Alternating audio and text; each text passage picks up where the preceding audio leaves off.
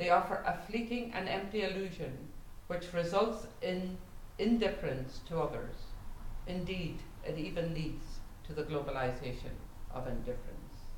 And I believe that.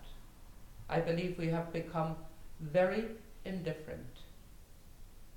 We've become numb to the realities around us, because if we really felt passionately about it, and if we saw each other as a valued human being, we would be incensed by what is happening. And we would not accept the way people are being treated. So change is needed, and who's going to do it? We can't leave it to somebody else. As people of faith, we are supposed to be moved by our love of God, whoever we see God to be, and love of neighbour.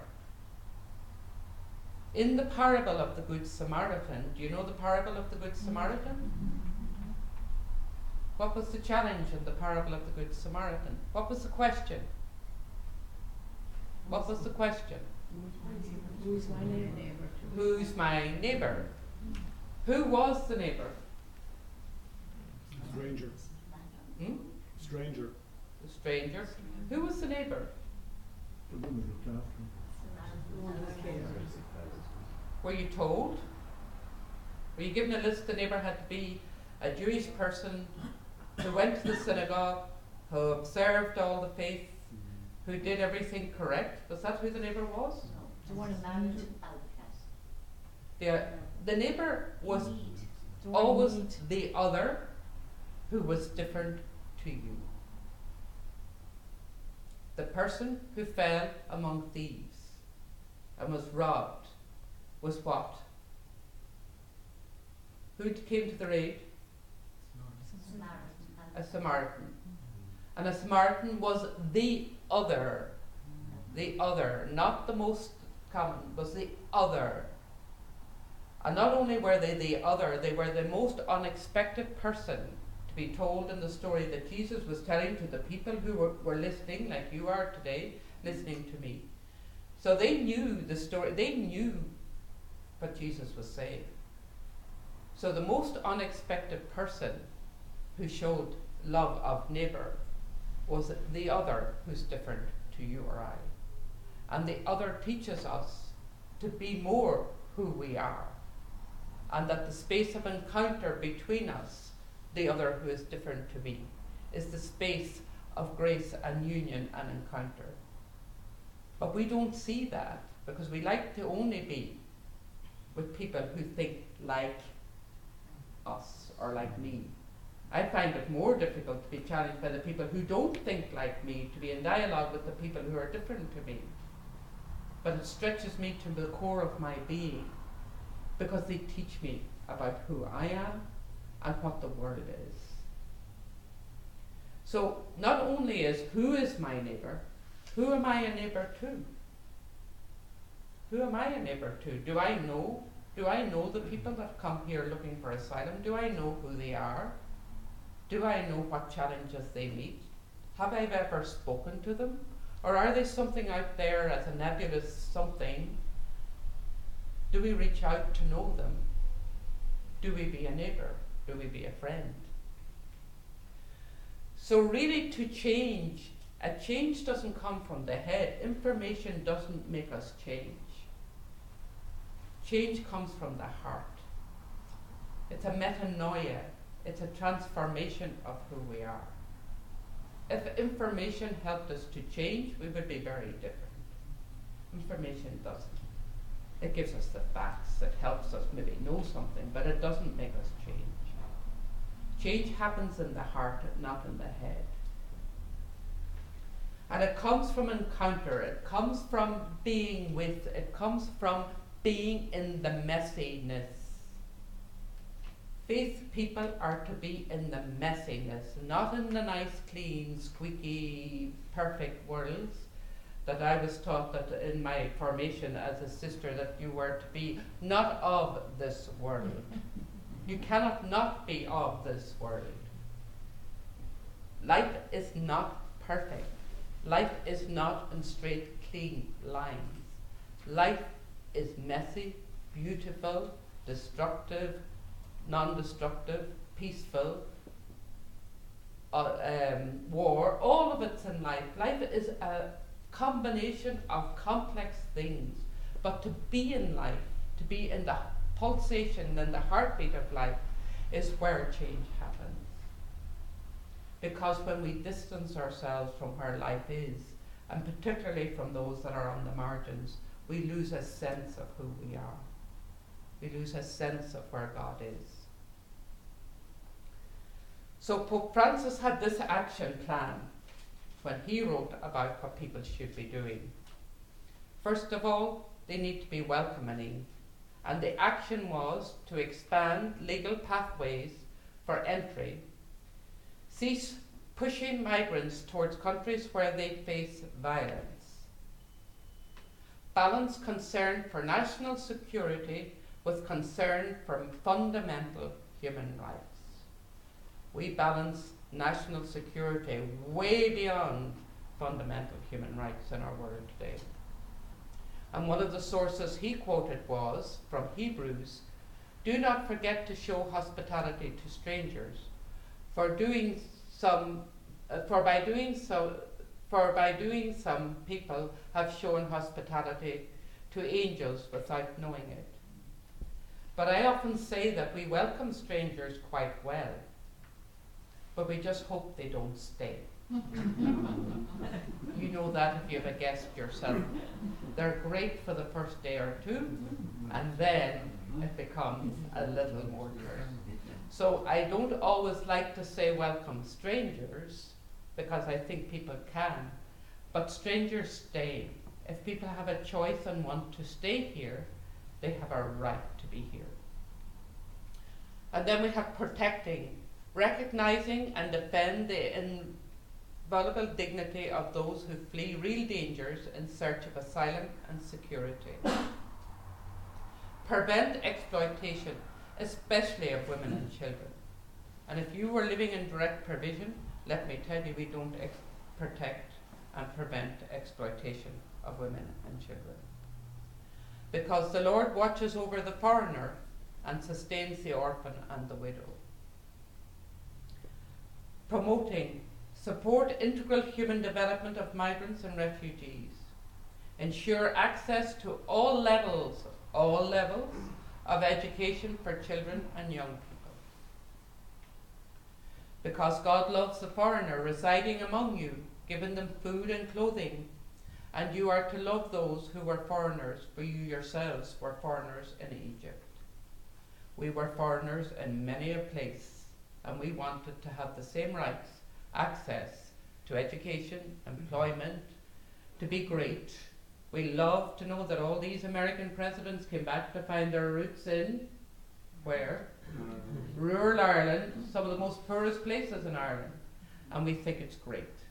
We don't think it's great that we allow people that someday they can say, it was because of you here I am this person doing whatever it might be in the world. Integrating, allowing migrants and refugees to participate fully in the life of society that welcomes them as part of a process of mutual enrichment. Mutual enrichment. You are no longer foreigners and strangers, but citizens with God's people.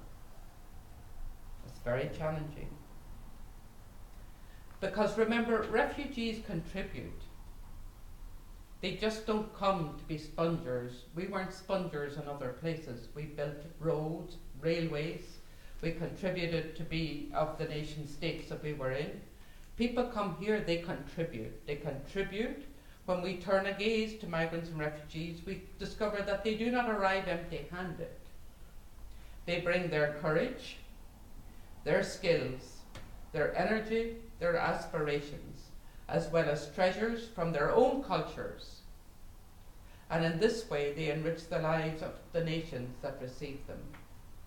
We will also come to see the creativity, the tenacity, the spirit of sacrifice of countless individuals, families, communities around the world who open their doors and their hearts to migrants and refugees, even where resources are scarce. It's a win-win situation. It's always a win-win situation.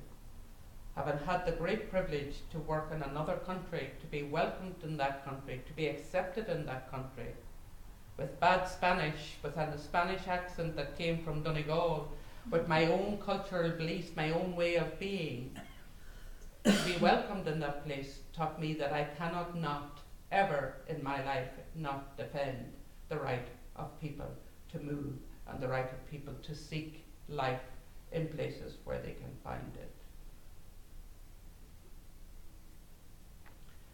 So we are citizens of a global world, and as Christian communities, what is the trait that we call about the Catholic Church? What is it supposed to be?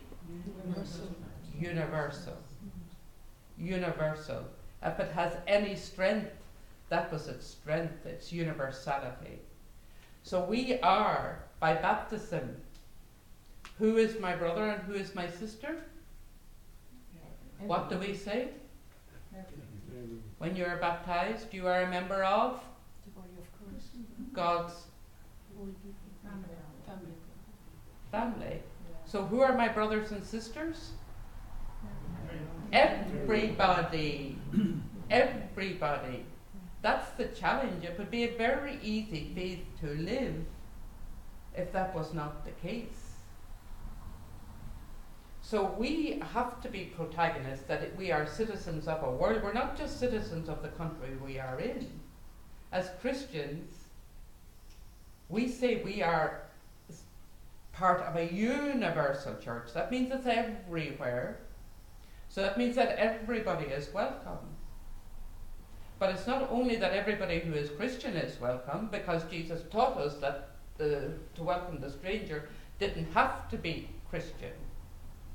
And some of the gestures Pope Francis has made, at least in that sphere, has been at least to reach out to people of other faiths, that it's not just Christianity.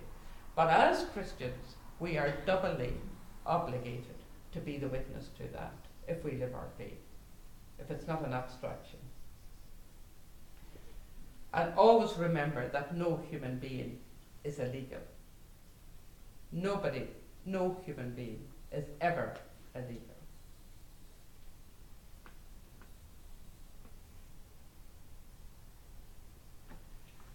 Famous theologian called Thomas Merton wrote this about no room at the inn. And it's just to end. Into this world, this demented inn, in which there is absolutely no room for him at all, Christ has come uninvited. But because he cannot be at home in it, because he is out of place in it, and yet he must be in it, his place is with those others for whom there is no room. His place is with those who do not belong, who are rejected by power because they are regarded as weak, those who are discredited, who are denied the status of persons, tortured, exterminated, with those for whom there is no room. Christ is present in this world. He is mysteriously present in all those whom there seems to be nothing but the world at its worst. It is in these that he hides himself, for whom there is no room. So if we follow the person of Jesus Christ, we have to be in those places, in those marginal spaces, in those messy places, to witness to who God is, and to be really putting in our actions what we say we believe, not just by our words, but in the transformation that we need each other to go undertake all the time, to be a light in this dark world that says there is hope, there is another way, and we all participating together can create that. Thank you.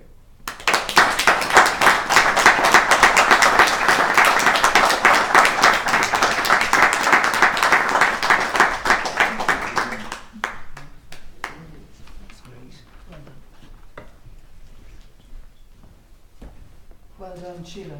Sorry, can you hear me? Yes. Well done, Sheila. That was